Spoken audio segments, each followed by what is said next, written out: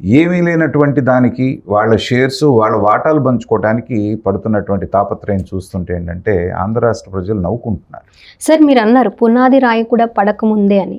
పునాది రాయి పడకుండా ఇలా వాటాలు అనేవి పంచుకోవచ్చు అంటారా సార్? అంటే వాళ్ళు ఏదైనా చేయడానికి సమర్థులు కదా జగన్మోహన్ రెడ్డి గారు. వాళ్ళు ఇలాంటి డొల్ల కంపెనీలు పెట్టడం, దాని ద్వారా ల్యాండ్లు అలాట్ చేసుకోవటం, వాటిని తాకట్టు పెట్టి బ్యాంకుల దగ్గర నుంచి లోన్లు తీసుకోవటం, ఎన్ని అడ్డమైన మార్గాల్లో సంపాదించడానికి అవకాశం ఉందో అన్ని అడ్డమైన మార్గాలు చేయడానికి విజయసాయి రెడ్డి లాంటి ఆడిటర్స్, తలపడిన ఆడిటర్స్ ఏ పని చెప్తే ఆ పని చేయడానికి ఒక అతని దగ్గర వ్యవస్థ ఉంది.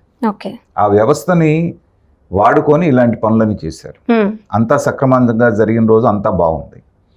ఇవాళ వాటాల దగ్గర తేడా వచ్చేటప్పటికి ఏంటంటే ఇవాళ బజార్న పడి నాదంటే నాదని చెప్పి చేసుకుంటున్న యాగి చూసినప్పుడు ఏంటంటే ప్రజలు అనుకుంటుంది ఏంటంటే అసలు ఈ సొమ్మంతా మాది కదా, మీరు కష్టపడి ఏమన్నా సంపాదించారా, రాళ్ళు కొట్టి సంపాదించారా, లేకపోతే నిజాయితీగా కంపెనీలు పెట్టి ఒక 10 ఏళ్ళు 20 ఏళ్ళ తర్వాత వచ్చిన లాభాల కోసం మీరు ఇది చేసుకుంటే అదొక పద్ధతి. కానీ మీ తండ్రి గారి పదవిని అడ్డం పెట్టుకొని అక్రమాస్తులన్నీ సంపాదించి ఈడీ సిబిఐ చెప్పిన దాంట్లోనే దాదాపు 42,000 కోట్ల రూపాయలకు మేర వీళ్ళు అక్రమ ఆదాయం సంపాదించారని ఉంది. సో ఆ వాటాల పంపకంలో వచ్చిన తేడాల మూలాన ఇవాళ ఒకరినొకళ్ళు ఎలా చూసుకుంటున్నారు. అన్న వదిలిన బాణం అని 16 నెలలు ఆయన జైల్లో ఉంటే ఈవిడ తిరిగింది. అలాగే విజయమ్మ గారు బైబిల్ పట్టుకొని మా సన్నీ బాబు అంత మంచోడు లేడు, మీరు అందరూ గెలిపించండి, రాజశేఖర్ బిడ్డ తండ్రి లేని బిడ్డ అని తిరిగింది. ఇవాళ చూస్తూ ఉంటే ఏంటంటే కర్మ సిద్ధాంతం అని ఒకటి ఉంటుంది. మనం చేసింది ఏదైతే ఉంటుందో అది వడ్డీతో సహా మన దగ్గర తిరిగి వస్తుంది. సో ఆంధ్ర రాష్ట్రానికి జగన్మోహన్ రెడ్డి గారు చేసిన ద్రోహానికి ఎడిదిరిగి ఇవాళ ఆయన అనుభవిస్తున్నాడు. వైనాట్ 175 దగ్గర నుంచి 11కు పడిపోయి ఇవాళ ఆయన పడుతున్న పాటలు మనం చూస్తున్నాం.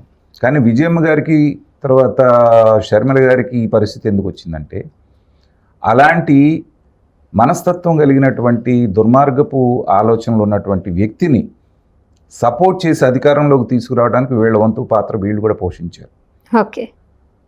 అసలు మా అన్నంతటి నిజాయితీ పరుడు లేడు, నేను అన్న వదిలిన బాణాన్ని అని చెప్పేసి ఈవిడ రాష్ట్రం అంతా తిరిగి మా అన్న కోట్లేయండి అని చెప్పి వాళ్ళ ఆయన బ్రదర్ అనిల్ ద్వారా క్రిస్టియన్ సంఘాలన్నింటినీ ఆకట్టుకొని ఒక క్రిస్టియన్ని మీరు ముఖ్యమంత్రిని చేస్తేనే మనం బాగుంటామని చెప్పిన అందరికి ప్రజలందరికీ. ఇప్పుడు ఇవన్నీ ప్రజలందరికీ గుర్తున్నప్పుడు ఒక జగన్మోహన్ రెడ్డికి ఎందుకు గుర్తులేదు అనుకోవచ్చు అంటారు సార్? అంటే అతనికి కావాలని మర్చిపోతూ ఉంటాడు జగన్మోహన్ రెడ్డి గారు ఇలాంటివన్నీ. జగన్మోహన్ రెడ్డి గారు లాంటి మనస్తత్వం ఉన్న రాజకీయ నాయకుల్ని ఒక రాజకీయ విశ్లేషకుడుగా 30 సంవత్సరాల నుంచి నేను రాజకీయం చూస్తున్నప్పటికీ నేను ఇంతవరకు నా అనుభవంలో నేను ఎక్కడ చూడలేదు. విపరీత మనస్తత్వం కలిగినటువంటి వ్యక్తి తను అనుకున్నది ఏ పరిస్థితుల్లో, అది తల్లి అయినా చెల్లైనా చంద్రబాబు నాయుడు గారైనా పవన్ కళ్యాణ్ అయినా లోకేష్ అయినా వాళ్ళకి ఆయనకి తేడా లేదు. అవసరం ఉన్నప్పుడు దగ్గరికి తీసి వాడుకోవటం, అవసరం అయిపోయిన తర్వాత వాళ్ళని ఎంత దూరంగా పెట్టాలో అంత దూరంగా పెట్టడం అనేటువంటిది మనం చూసాం. కానీ తల్లి చెల్లి ఏమనుకున్నారంటే మేము మాత్రం ఎక్సెప్షన్, ఎందుకంటే నేను తల్లిని కదా అని ఆవిడ అనుకుంది, అన్న కోసం నేను పనిచేశాను కదా, మోకాల ఆపరేషన్ అయినా నేను తిరిగాను కదా అని ఆవిడ చెల్లి అనుకుంది. కానీ జగన్మోహన్ రెడ్డి గారి దృష్టిలో అవసరం తీరిపోయిన తర్వాత తనకి పోటీ వస్తారు అనేటువంటి ఏదన్నా ఆలోచన ఆయనకుంటే అది తన మన అనేటువంటిది చూడననేటువంటి తెలుసుకున్న తర్వాత వీళ్ళు బయటకు వచ్చి వాళ్ళు చేస్తున్నటువంటి ఇది మనం చూసాం. ఒక్కసారి జగన్మోహన్ రెడ్డి గారిని కాదన్నందుకు షర్మిల గారి మీద ఏ రకమైనటువంటి ట్రోల్స్ చేశారు, ఎన్ని రకాలుగా ఆవిడ క్యారెక్టర్ అసాసినేషన్ చేశారు మనం చూసాం. అలాగే వాళ్ళ అబ్బాయి రాజారెడ్డి అని చెప్పేసి అని పేరు పెట్టుకొని వాళ్ళు బయటకు వస్తున్నాడు, వైఎస్ రాజారెడ్డి అంటే వైఎస్ అనే ఇంటి పేరు నీకు ఎలా వస్తుంది అని చెప్పేసి వాళ్ళు చేస్తున్నటువంటి యాగి చూస్తున్నాం. కాబట్టి ఇవాళ వాళ్ళల్లో వాళ్ళకి పంపకాల దగ్గర తేడా వచ్చింది కాబట్టి ఇవాళ బయటపడ్డారు. కానీ లేకపోతే వాళ్ళందరూ ఒకటే కదా. చాలామంది ఏంటంటే ఈ మధ్య షర్మిల గారి పట్ల విజయమ్మ గారి పట్ల సింపతి చూపిస్తున్నారు, జగన్మోహన్ రెడ్డి ఏదో అన్యాయం చేశారని. నిజంగా రాజశేఖర రెడ్డి గారు కష్టపడి సంపాదించిన ఆస్తుల విషయంలో వాళ్ళకి అన్యాయం జరిగితే మనం వాళ్ళ మీద సానుభూతి చూపించవచ్చు. కానీ ప్రజల సొమ్ముని కొల్లగొట్టినటువంటి సొమ్ము, ఎందుకంటే రాజశేఖర రెడ్డి గారు ముఖ్యమంత్రి అయ్యేటప్పటికి ఆయన పరిస్థితి ఏంటనేటువంటిది రాష్ట్ర ప్రజలకు అందరికీ తెలుసు.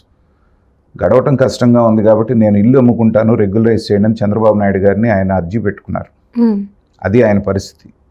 అక్కడి నుంచి ప్యాలెస్ లాంటి ఇల్లు ఎలా వస్తున్నాయి, మనకి ఇంత సొమ్ములు ఎట్లా వస్తున్నాయి అనేటువంటి ప్రశ్న కనీసం ఆ రోజున విజయమ్మ గారు అడగలేదు కదా. 5 ఏళ్లలో ఇంత సొమ్ము ఎలా వెనకేశారని అటు భర్తని కానీ ఇటు కొడుకుని కానీ ఆ రోజే నిలదీసి ఉంటే తోటకూర దొంగతనం చేసిన రోజునే మీరు కనుక దండిచ్చుంటే ఇవాళ ఇంత దూరం వచ్చేది కాదు.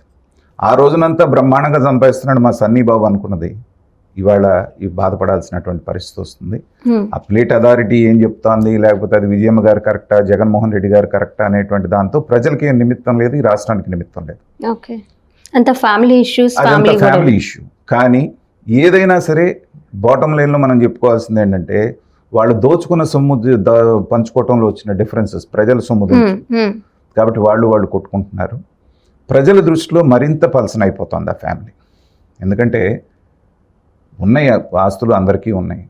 కొంతవరకు కామ్గా ఉండుంటేనన్నా ఇదేది వాళ్ళు విజయమ్మ గారు ఇచ్చిన స్టేట్మెంట్ ఏంటి, ఇద్దరి మధ్యలో నేను నలిగిపోతున్నాను, జగన్మోహన్ రెడ్డి రాజకీయంగా మమ్మల్ని వాడుకుంటున్నాడు ఈ విషయాన్ని ఆవిడ అఫిడవిట్లోనే తెలియజేసింది. చాలా సందర్భాల్లో కూడా ఆవిడ మాట్లాడింది. ఇప్పుడు అలాంటప్పుడు ఒక కొడుకుగా జగన్మోహన్ రెడ్డి గారి దగ్గర ఎంత ఆస్తి అయినా ఉండొచ్చు, లేకపోతే ఆయన మాజీ ముఖ్యమంత్రి అయి ఉండొచ్చు, కానీ ఒక తల్లి కొడుకుని మోసగాడు అని చెప్పేసిన పబ్లిక్గా స్టేట్మెంట్ ఇచ్చిన తర్వాత అఫిడవిట్ వేసిన తర్వాత జగన్మోహన్ రెడ్డి గారు నైతికంగా చచ్చిపోయాడు అనేటువంటిది నా భావన.